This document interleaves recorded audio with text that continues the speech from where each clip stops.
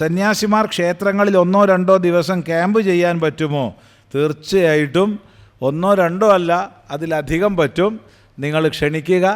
കേരളത്തിൽ ഉള്ള എല്ലാ സന്യാസി ശ്രേഷ്ഠന്മാരും നമ്മുടെ സമാജത്തിൽ ഇറങ്ങി പ്രവർത്തിക്കുന്നവരാണ്. എല്ലാവരും, അതിലൊരപവാദവും ഇല്ല.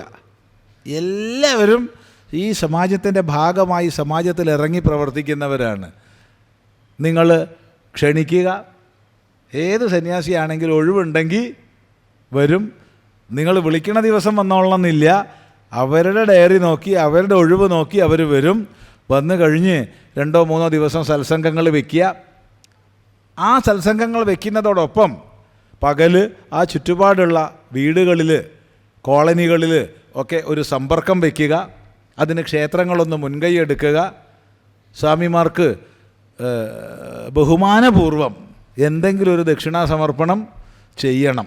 അത് ഈ കൈക്കൂലി കൊടുക്കണ പോലെ തിരിച്ച് വണ്ടി കയറാൻ നേരത്ത് കൈ പിടിപ്പിച്ച് കൊടുക്കരുത്.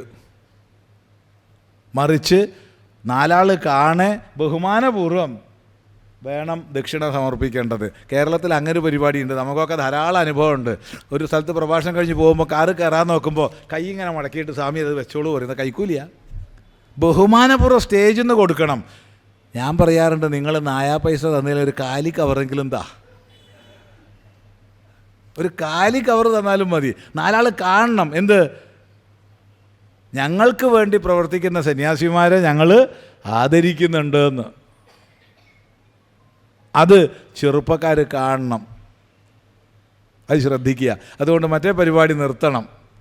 പറഞ്ഞത് എല്ലാവർക്കും മനസ്സിലായി എന്ന് വിചാരിക്കുക. അതുപോലെ സന്യാസിമാർക്ക് ഉചിതമായ ഭക്ഷണം കൂടി ഏർപ്പാട് ചെയ്യാം. ഈ ക്ഷണിക്കുന്ന ക്ഷേത്രക്കാർ അതൊന്ന് ചോദിക്കണം അവരോട്.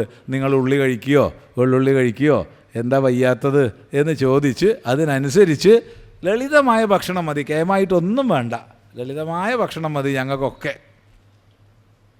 തീർച്ചയായിട്ടും ക്യാമ്പ് ചെയ്യും, ഒരു സംശയവും ഇല്ല.